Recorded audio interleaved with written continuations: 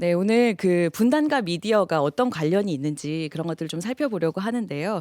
저는 사실 그 남북한 미디어 전문가라고 보긴 좀 어렵고요. 미디어만이 아니라 남북한 사회의 전반적인 것에 굉장히 관심을 갖고 연구를 하고 있는 중이고요. 주 연구 분야가 이 남북한 사회 통합에 관심이 있습니다. 그러니까 정치 제도적인 것들은 사실 한 번에 바꿀 수 있지만 이런 문화적인 것 그리고 사회와 관련된 것들은 사실 사람의 통합이 필요한 것이라서요. 그런 부분들을 계속 연구하다 보니까 남북한의 미디어도 변하고 있구나. 이것을 좀 살펴봐야겠다라는 생각이 들어서 오늘 한번 같이 얘기 나눠 보려고 합니다.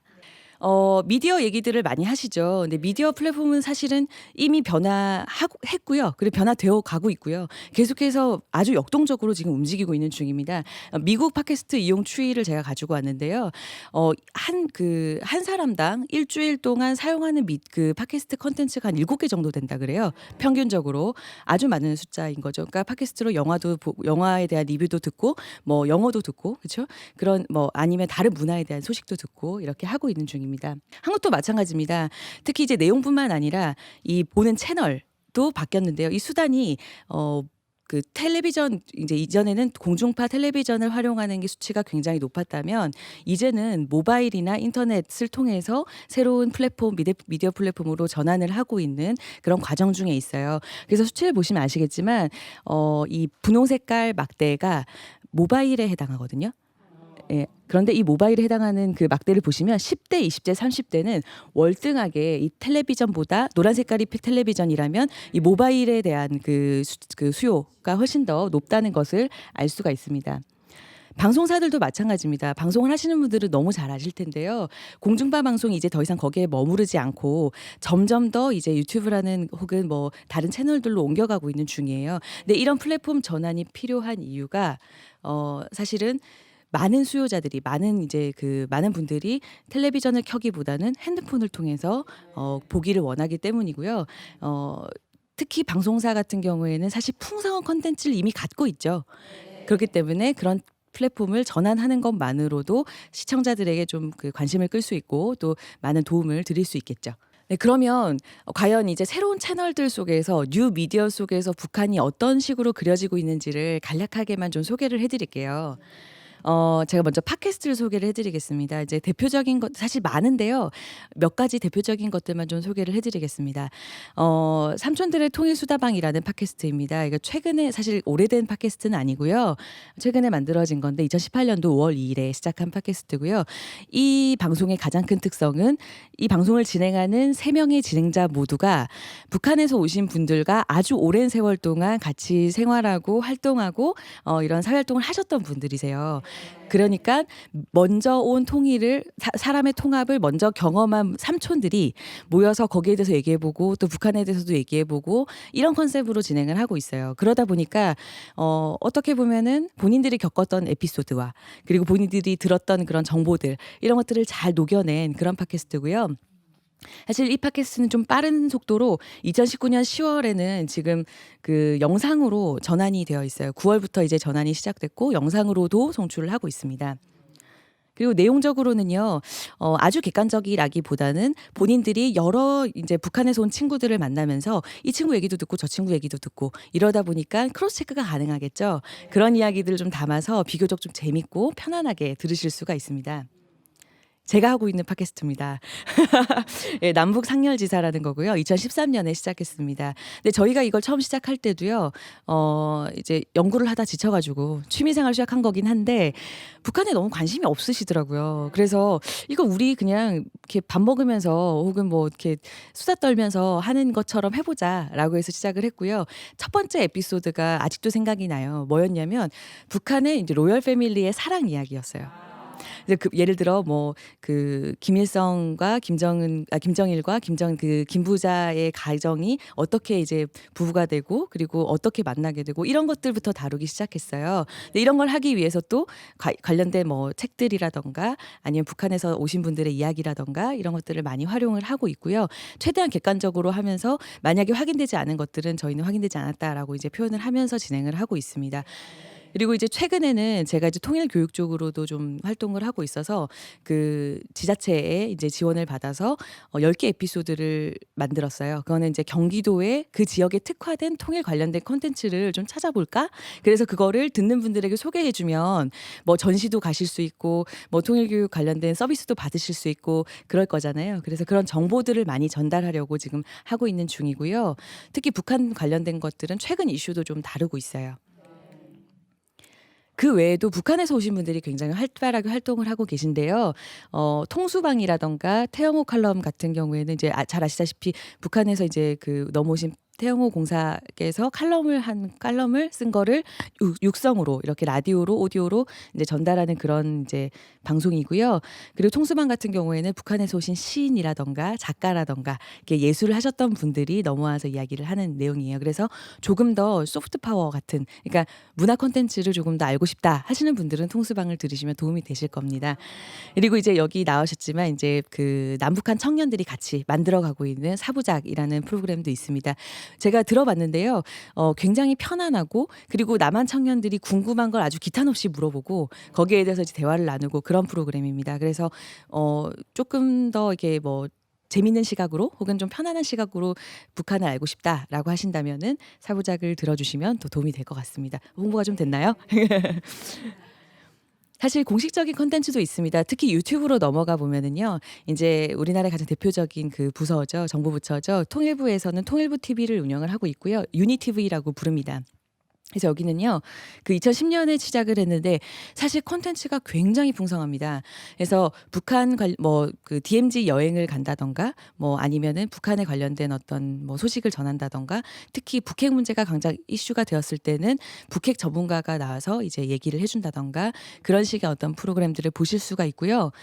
통일부 유니티브의 가장 큰 장점은 이런 그 채널 안에 있는 프로그램들이 매우 코너들이 너무 다양해서 필요한 부분들을 본인들이 찾아서 들어보실 수가 있습니다. 연통TV는 연합뉴스 잘 아시죠? 연합뉴스가 사실 그 북한 관련된 그 도서관도 라이브러리도 가지고 있어요. 그래서 그런 아카이빙 자료들을 최대한 활용하면서 북한 소식을 전하는 그런 이제 유튜브로 시작을 했는데, 사실 처음에는 전문가들을 많이 활용했어요. 그랬더니 재미가 없겠죠.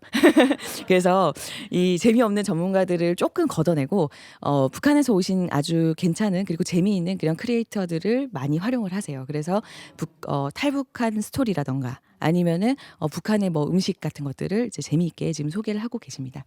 이 외에도 북한에서 오신 분들이 하는 또 유튜브들이 있습니다.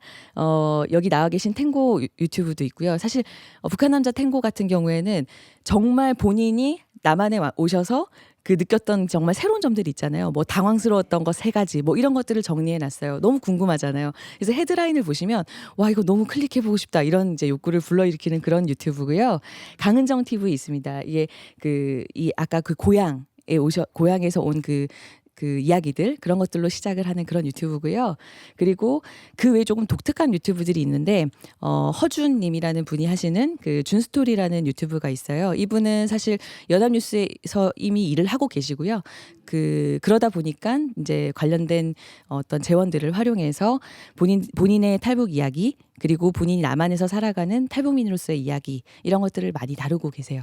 그리고 명스 아트 빌리지라는 또 채널이 있습니다. 이 김명 님이 하시는 건데요. 이분이 북한에서 오신 분인데 처음에 와서 너무 적응이 힘들었던 거예요. 그래서 길을 지나가다가 오카리나 버스킹을 하는 걸 보게 돼요. 근데 그 음색에 힐링을 받게 됩니다. 그래서 이 오카리나에 반해서 독학을 시작해요. 그래서 사실 명수 아트 빌리지 같은 경우에는 북한 콘텐츠라기보다는 본인의 그런 오카리나 연주를 뮤직비디오로 만들고 또 연주를 뭐 이렇게 하게 된 스토리를 이렇게 설명하는 그런 이제 유튜브 방송입니다. 이분들의 특성은요. 또 서로가 상부상조가 돼서요. 서로의 방송에 출연도 하고 막 그러세요. 그래서 보시다 보면은 또 서로의 그 채널에 연결되는 그런 재밌는 네트워크를 보실 수 있습니다. 많이들 궁금해하실 텐데요. 북한이 이제 어떻게 바뀌고 있나. 북한도 미디어 환경이 굉장히 많이 변했거든요. 그런 부분들 조금 설명을 드리고 싶어요. 지금 보고 계신 사진은요. 북한의 온라인 쇼핑몰입니다. 네. 북한에서는 온라인 쇼핑몰이라고 하지 않고요. 전자상업이라고 불러요. 그래서 전자상업을 이제 우리로 치면 전자상거래를 하는 거죠. 그런 것들을 하고 있는데 온라인 쇼핑몰을 통해서 뭐 생활용품뿐만 아니라 자동차도 살 수 있고요.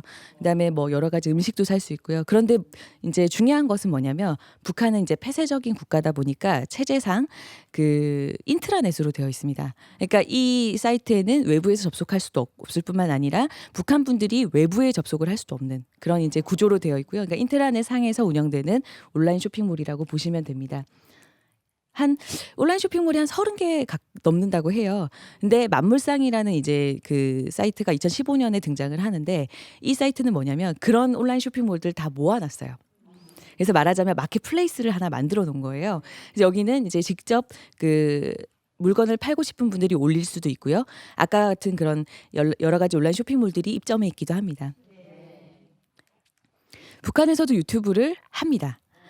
예. 사실 이제 유튜브 크리에이터들께서 너무 잘 아시겠지만 유튜브를 검색할 수 있는 또 그 사이트가 있어요.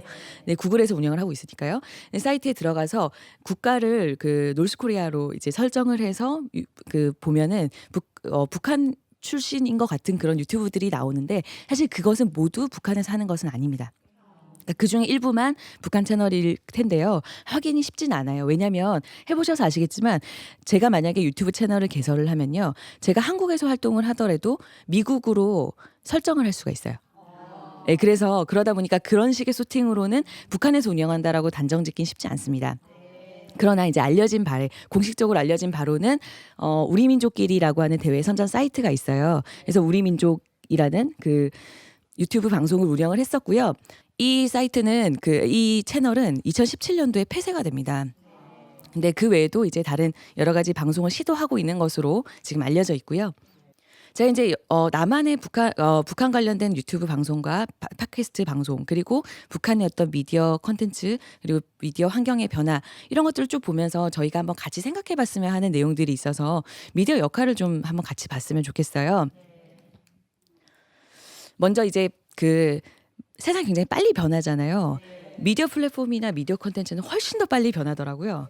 그런데 가장 유행한다고 해서 가장 옳은 것일까? 그러니까 변화의 그 틀 속에서도 변하지 말아야 할 것이 무엇인가라는 부분들을 조금 같이 고민해 봤으면 좋겠다는 생각을 했고요. 네. 그 같은 맥락에서 변하지 말아야 할 알맹이가 무엇일까? 저는 인제 이 방송이 추구하는 것처럼 평화라고 생각이 들어요. 그러니까 평화라는 건 절대 가치니까요. 그 절대 가치를 향해서 가는 것에는 사실 이견이 없어야 되는 거죠. 근데 그것에 대한 다양한 의견이 있을 수 있지만 평화를 지향하는 바에 대해서는 이견이 없어야 된다라는 생각이 들었습니다. 그리고 이거에 대해서 다 같이 생각을 좀 해 봤으면 좋겠고요. 다양한 의견을 게재할 자유가 새로운 미디어 플랫폼에 있습니다. 그래서 실제로 굉장히 다양해요. 통일을 두고서도 '통일을 해야 된다. 말아야 한다. 나는 찬성한다. 반대한다.' 그 이유에 대해서도 굉장히 다양합니다. 근데 그것들을 모두 존중해야겠죠. 왜냐하면 이것은 다양한 의견에 대한 자유니까요. 의견이 다양한 거는 당연한 거죠. 사회가 이견이 없다면 그거는 사실 비정상적인 사회잖아요. 갈등이 없는 사회는 비정상적인 사회니까요. 그러나 그 갈등을 어떻게 풀어내느냐, 그리고 뉴 미디어적인 환경, 플랫폼에서 어떻게 같이 만들어 나가느냐, 이런 건강한 그런 미디어의 그 형성 이런 것들은 함께 해야지 하지 않을까 이런 생각이 듭니다. 네. 감사합니다.